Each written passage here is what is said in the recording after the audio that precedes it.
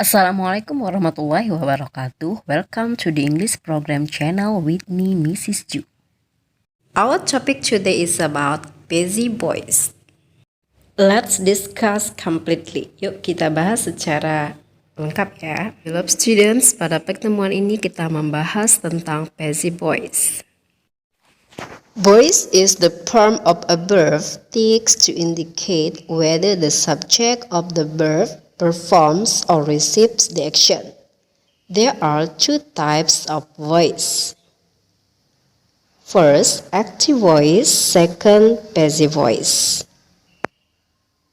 Voice adalah bentuk dari sebuah kata kerja yang menunjukkan apakah subjek dari kata kerja melakukan atau menerima suatu tindakan. Ada dua bentuk daripada voice, yaitu active voice dan passive voice. Istilah kita disebut kalimat aktif dan kalimat pasif. Okay, now the first we discuss about active voice. Sekarang kita bahas tentang active voice. Active voice is used to show that the subject of the sentences is performing or causing the action. Example, Mary helps her son. Oke, yang pertama kita bahas tentang kalimat aktif. Kalimat aktif digunakan untuk menunjukkan bahwa subjek suatu kalimat melakukan suatu tindakan. Sebagai contoh, Mary helps her son. Di dalam kalimat ini, Mary subjeknya, Mary-lah yang melakukan suatu aktivitas atau Mary-lah yang menolong anaknya. Di dalam bahasa Indonesia, kalimat aktif ini adalah atau kalimat yang biasanya diawali dengan awalan me. Next, the second passive voice. Passive voice is used when the subject is a recipient of the action. Example, the son is helped by her. Kalimat pasif adalah kalimat yang digunakan ketika subjek dari sebuah kata kerja menerima sebuah tindakan. Contoh, the son is helped by her. The son sebagai subjek, is helped by her, ditolong olehnya. Meskipun posisinya di sini sebagai subjek, tapi bukan berarti dia yang melakukan tindakan. Yang melakukan adalah si Mary. Dalam bahasa Indonesia, kalimat pasif ini kalimat yang diawali dengan awalan di. Now we go to the pattern. In active voice, it consists of subject plus predicate plus object. If you want to change into passive voice, you can turn subject in active voice should be object in passive voice, and then object in active voice should be subject in passive voice.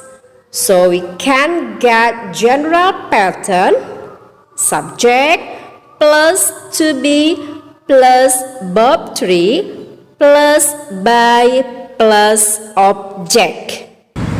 Kelas sekarang kita masuk ke tenses yang pertama, yaitu simple present tense. Di dalam kalimat aktif ya, kita menggunakan pola subject plus verb 1 or s or es plus object.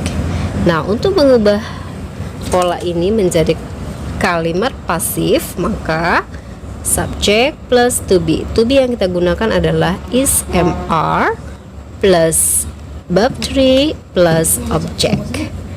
Sebagai contoh, Mary helps the son. So, perhatikan. Mary as subject, helps predicate or verb, the son as object. Kita silang ya. The son is helped by Mary or by her. Okay, the son dalam bentuk tunggal, subjek dalam bentuk tunggal is helped. Subjek tunggal, maka verbs to be yang digunakan adalah is. Helps kita ubah menjadi verb 3 plus ed, lalu tambahkan by. Setelah itu subjek di kalimat aktif pindahkan menjadi atau di posisi objek di kalimat pasif. Mary, by Mary or by her. Example, the girl eats some apples. The girl as subject, eats as verb or predicate, some apples as object. Now we change into busy voice. Some apples are eaten by her. Some apples as subject are eaten to be plus verb 3 and then by her or by Mary. The girl eats some apples. The girl sebagai subjek, eat sebagai verb atau predicate, some apples sebagai objek. Lalu kita ubah ke dalam bentuk pasif ya. Objek di kalimat aktif, objeknya adalah some apples, beberapa apel ya. Karena beberapa apel ini jamak, maka verbs to be yang kita tambahkan adalah are. Lalu eat singular verb kita ubah menjadi verb 3, eaten. Lalu kita tambahkan by her. By her ini dari mana? The girl ya. Objek the girl adalah by her. The girl sebagai subjek, kalau kita ubah menjadi objek menjadi her kata gantinya. Okay? Now we go to present continuous tense ya. Active voice subject plus to be is MR plus verb ing plus object. Now we change into passive voice. Subject plus to be is MR plus being plus verb 3 plus by plus object. For example, sebagai contoh, my sister is cleaning the house. Kakak saya sedang membersihkan rumah. My sister as subject is cleaning as predicate ya, dimana ada verbs to be plus verb ing, the house as object. Kita silang. The house objek di kalimat aktif menjadi subjek di kalimat pasif. The house is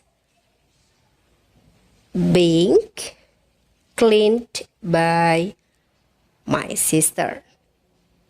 The house tunggal, maka verbs to be yang kita gunakan adalah is.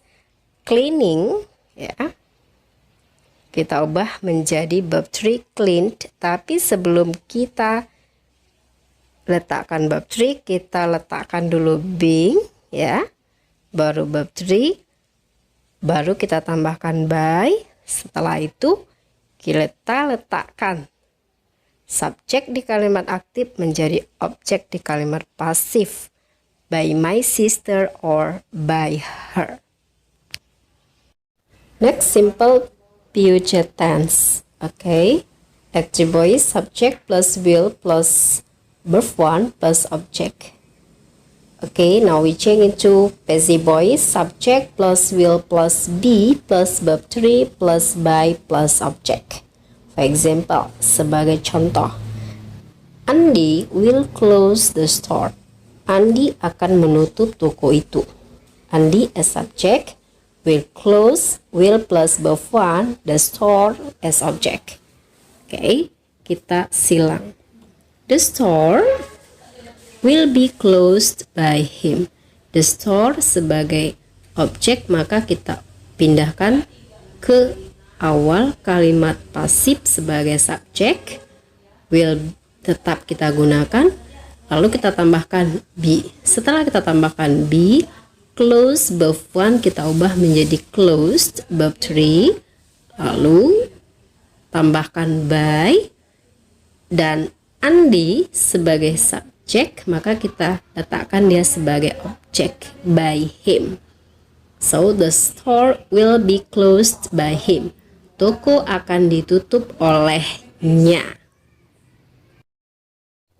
Next model. The pattern in active voice, subject plus can plus verb 1 plus object. Now we change the pattern into passive voice. Subject plus can plus be plus verb 3 plus by plus object. For the example, she can wash the plates. She as subject, can plus verb 1 as predicate, the plates as object. Dia bisa mencuci piring-piring itu. Oke, now kita silang ya. The plates sebagai objek kita letakkan di kalimat pasif sebagai subjek. The plates kan tetap kita turunkan, lalu kita tambahkan be. Setelah itu was, verb 1 kita ubah menjadi washed plus ed menjadi verb 3, tambahkan by. She sebagai subjek kita ubah menjadi objek by her. The plates can be washed by her. Piring-piring itu bisa dicuci olehnya.